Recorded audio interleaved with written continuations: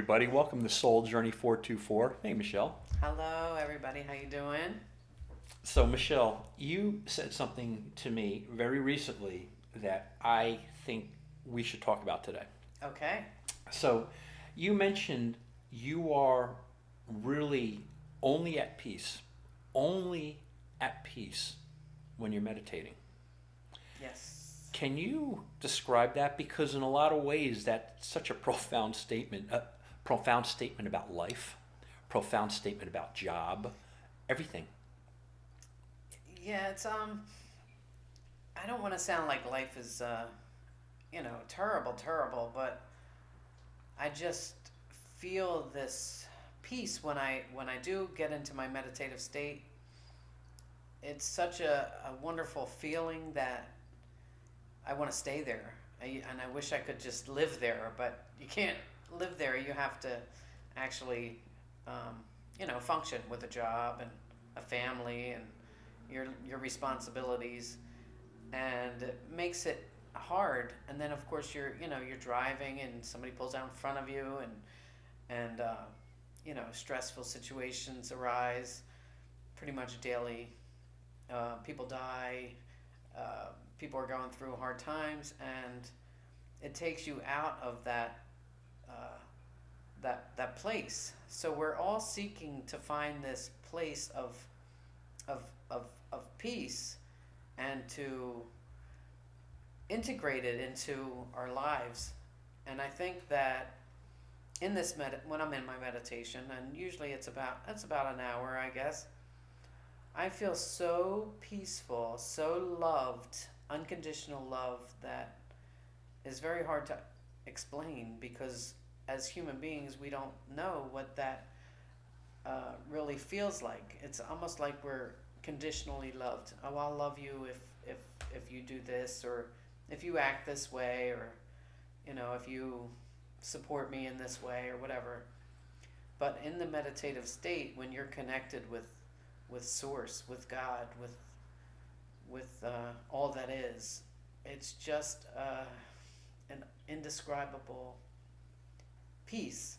And I haven't even, I'm only 6 months into this. I mean, I've been meditating for a few years, but 6 months into the actual Kundalini Shakti energy flowing in my body, that most people don't even understand what that is. But I can assure you that it is pure bliss, love, acceptance. um,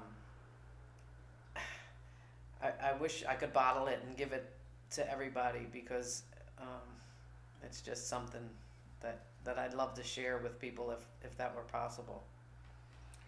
So that comes to an interesting point, because I think a part of the reason you wanted to start doing these videos was you wanted to share your journey. Perhaps a part of that can also be, if and we have no idea if we're capable of doing that, but communicating a prescriptive way for people to start to be able to do this as well. Um, who knows if that's possible? But you seem to want to share this with people. You want other people to experience this kind of euphoric, unconditional love, happy, peaceful state.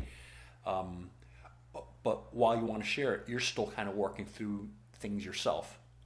Yeah, I'm not perfect, and I would love to be able to hold that energy and hold that feeling for longer periods of time.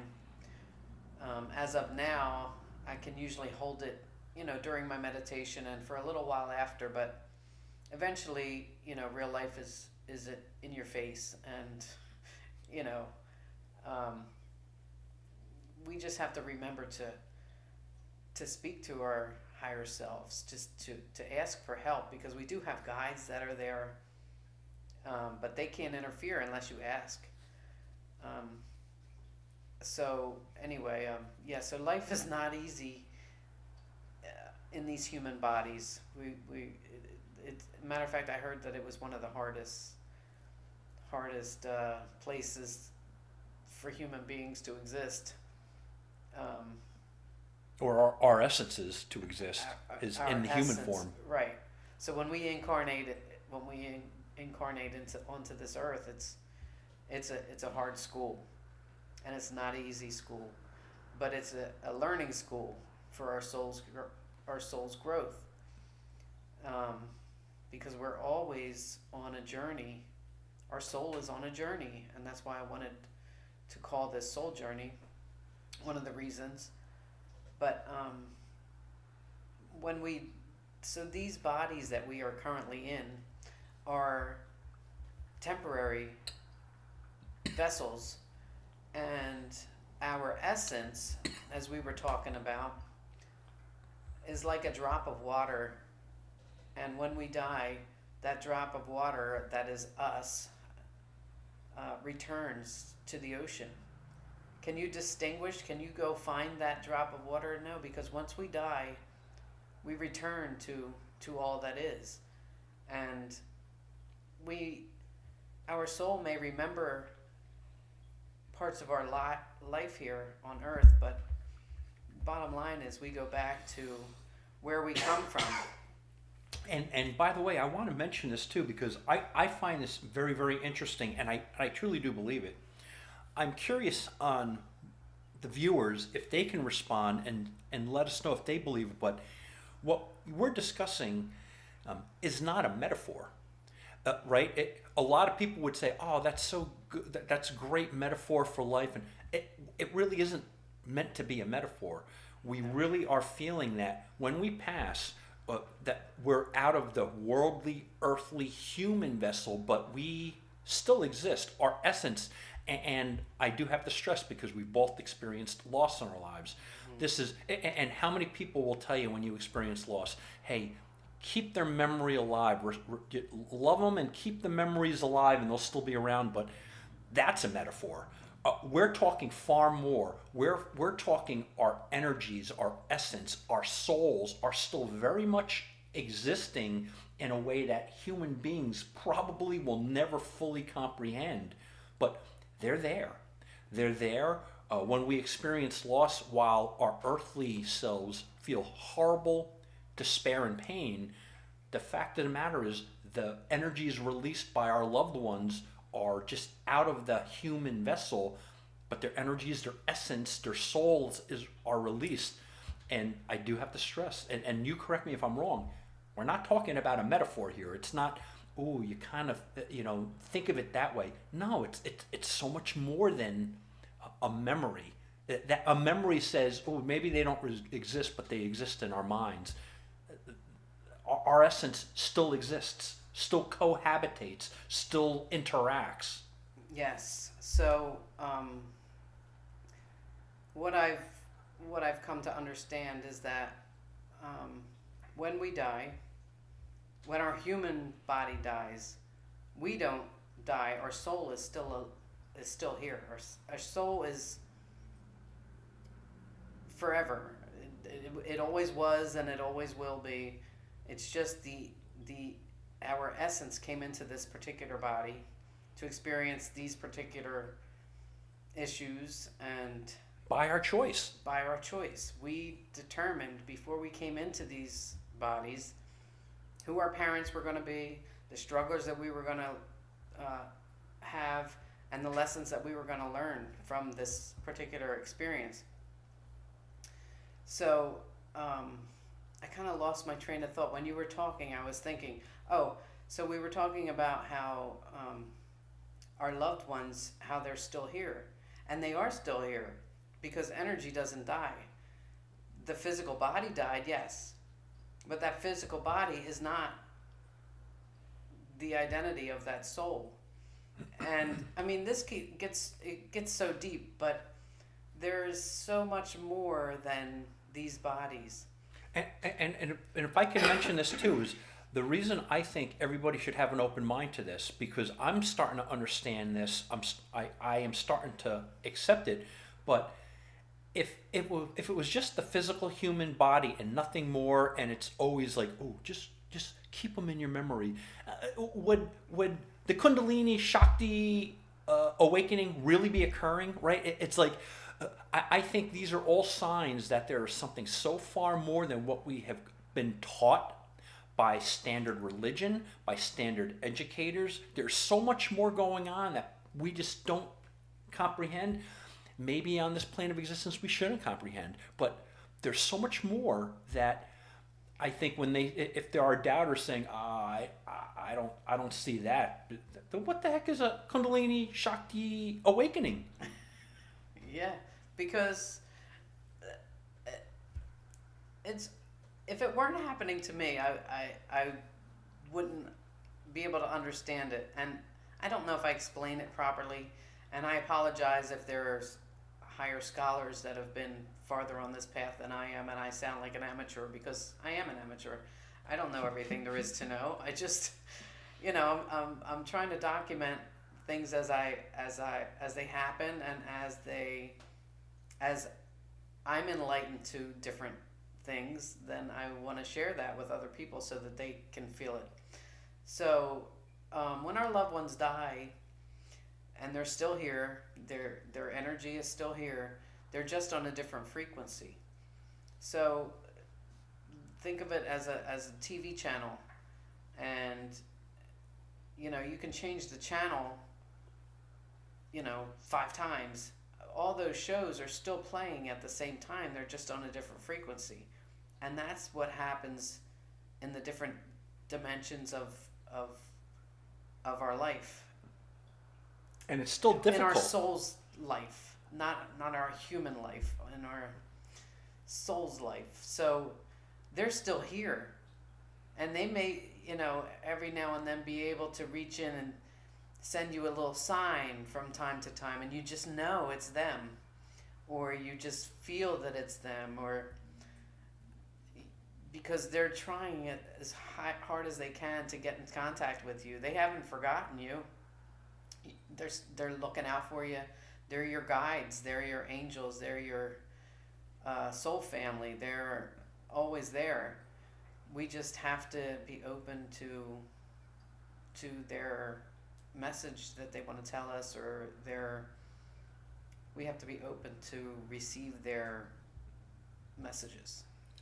And I think what's so important to understand, and I understand it, and I think I feel it, is that doesn't negate the pain that we feel from loss, because our human selves aren't seeing them on a day-to-day basis, right? The emotions that we're packed, we're chock full of these emotions, highly charged emotions, that since we're not actually physically seeing them in our world and dimension anymore, it is a loss, but it certainly is comforting knowing that beyond our level of understanding, they're there. Absolutely.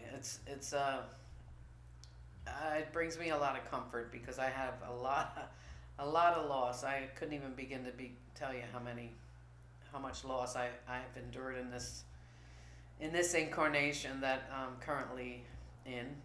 But so yeah, they're still here. But as human beings, we are emotionally charged, and you cannot, no matter how high you get on the spiritual level, you'll never going to not have emotion when your loved one passes away, or your soulmate is gone, or your child is gone. I mean, it's just part of the human process, and it's normal and it's natural. But there comes a time when you're comforted by the fact that that they're okay, and they're still there. They're looking out for you. They're with you always. And I find it comforting to know that my son is still there. So now, and I never thought I would get to the point where I would be able to think of him and smile, because it was always such a bad topic. And I still cry. I'm 10 years out since my son passed away, but as a matter of fact, I cried yesterday. Someone sent me a song that came on the radio, and it was the song that we played at his funeral. And I told her, there is no coincidences. He's letting you know that he's still there. And this is these little ways that they're able. Most of it is electrically, like flickering lights or a song on the radio, things that they're able to control, noticing their birthday, or sending a feather, or, you know, they're pretty limited. They're not on this earth anymore, but they can send you signs in discreet ways, and you just have to be open-minded to understand that it is them. It's not questionable. It's not, is it a coincidence? No, there's no coincidence. There is no coincidence. That's them. And you know what I kind of, as you're saying that, it almost clicked is the limitation might not be on their side. Yeah. The limitation is on our side. It is. It's on Right, our side. right. They're multidimensional. They can do a lot of stuff that we're just not capable of seeing. But Yes. you know, it's either we're not receptive, or we're not paying attention, or you know, we get distracted by the guy who just cut us off. But there are, you know, if they're doing signs, they're doing their best as interdimensional, multi-energy beings now, where it's their natural state, which is actually our natural state, but we're in these limiting human vessels that just don't pick up on that stuff. Yeah. It is. I don't know. It makes me smile. It gives me peace. I know I can always get back to that meditative state. I wish I could live in that meditative state and not have to deal with the stress of everyday life. But, you know, I'm hopeful that there's going to come a time where I can hold that peace for longer periods of time. Either that, or just meditate more frequently, or, you know, I haven't mastered any of that stuff yet, but I will, and I'll pass it along. Yeah, and for the record, everybody, if they're watching, I don't necessarily have a meditative state yet. A lot of this, I really do believe. For me, Michelle is very, very credible. So, I think Michelle and I actually joke sometimes, because in this world, we're friends. We have to believe our higher selves are looking down, saying, "Hey, finally, after all these years, they connected and they're friends." And it took better late than never. But I am not at the level that I think most of your viewers are at either. But I'm a believer, so I find a lot of solace in that. I still feel good. I'm almost living vicariously through your meditative state, but just for the fact that I recognize that you do have credibility with me. So, well, the first thing you can do is, you know, be open-minded, be aware. I tend to listen to a lot of. I love Eckhart Tolle, Michael Singer, The Untethered Soul, Untethered Living. Anything that talks about near-death experiences. I think that's what started a lot of this. I was watching near-death experiences because I wanted to know what happened to my son. What did he experience? This was after 7 years of just thinking he was gone. He was gone. He's gone. He's gone. He's gone. Did he make it to heaven? I don't know. You know, and then I reached a different plateau, and I started getting those downloads I told you about before the actual Kundalini, like a year before. I just didn't know what was happening. I knew something was going on, but I couldn't pinpoint, and I just knew I was getting these messages, and something would say, write this down, write this down. So you may see some of those things. I think I talked about it a couple weeks ago. I may read some of them to you if they're not too personal, but most times those messages are, you know, they're pinpointed to me. It's from my higher self. It's from my guides telling me things. But some of the lessons are kind of generic for humankind, not just for me. And I'll share some of those in the future.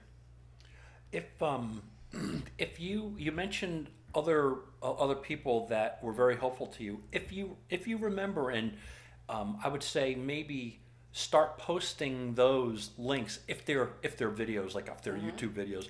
Post those links in the description so the viewers are able to look. And if you're a viewer and you quickly now look at the description and there's nothing in there, either Michelle get to it. didn't do it yet, or but she may in the future. So we'll kind of make this an organic, growing channel. Yeah, well, you know, I'm not I can't believe I'm even doing this.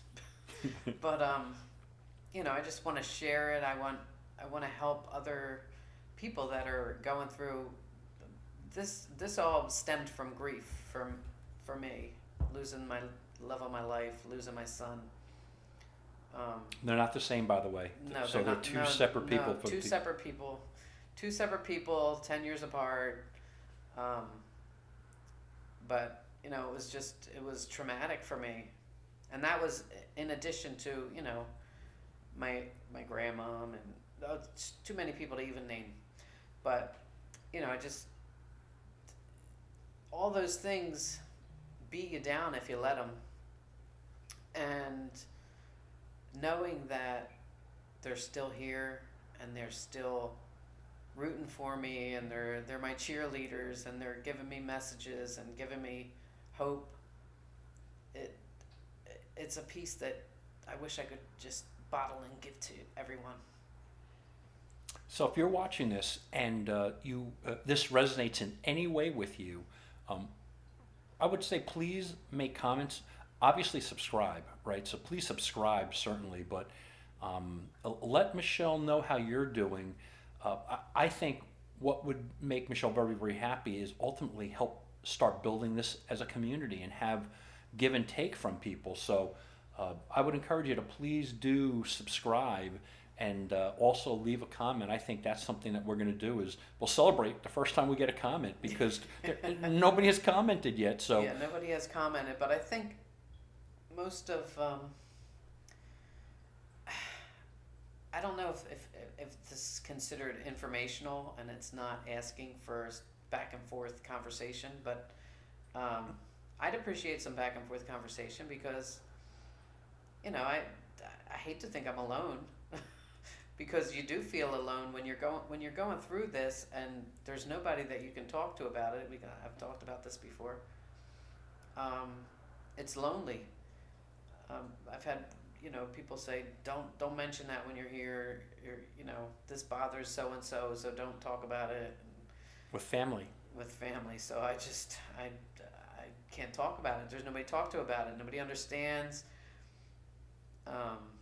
So I need a community of like-minded people to talk to, even if it's in a text or a comment section. All right. Well, everybody, thank you so much for joining us today. This is Soul Journey 424, and we will all see you soon. All right. And remember, it's in you. It's not just me. It's in you, too. Have a good day. Bye.